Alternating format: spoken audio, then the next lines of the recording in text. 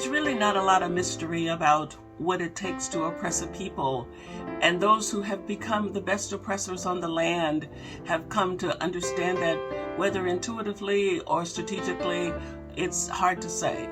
But one of the first things you need to do is take away people's sense of themselves.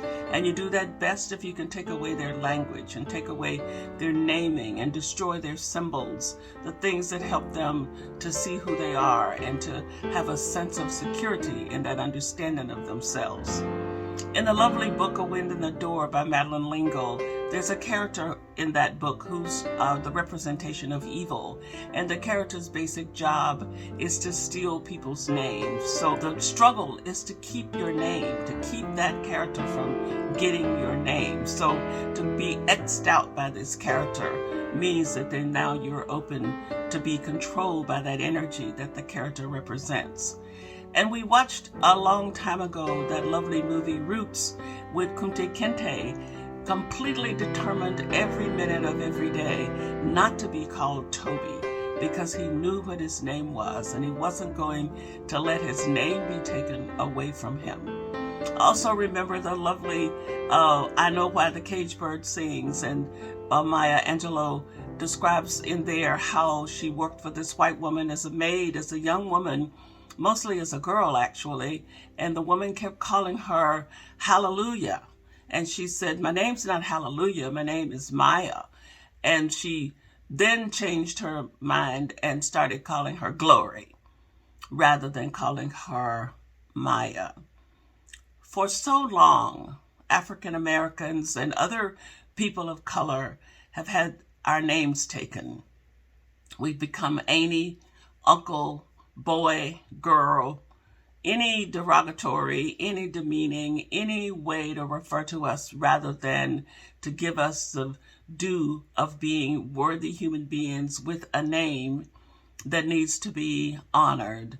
And so it's one of the things that I think as we continue these conversations on racialized trauma for the rest of this year at the Center for Racial Healing, as we look for remedies, we will be paying a lot of attention, not only to what other people call us, those of us that are the recipients of this oppression that has been spread all over the world, actually, but what do we call ourselves?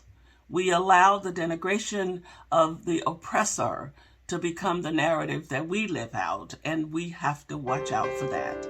So I'm on an evangelistic campaign to say we have got to sit down and think about, what are we saying when we refer to somebody?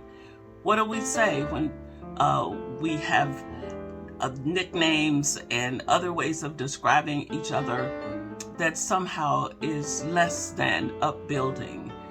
The job of all of us as we try to move through racialized trauma is to interrogate ourselves about the ways in which we may be contributing to this and interacting with it and being complicit with it without actually knowing what we're doing.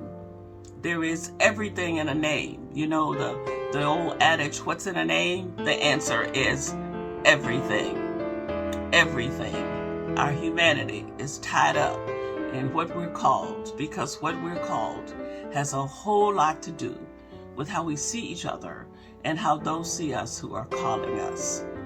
So be a half a shade braver every day, interrogating yourself about what you're saying and what you're calling yourself and what you're calling others. And let's work at undermining these narratives that keep on tripping us up without us actually being able to realize what the underlying messages are doing to us.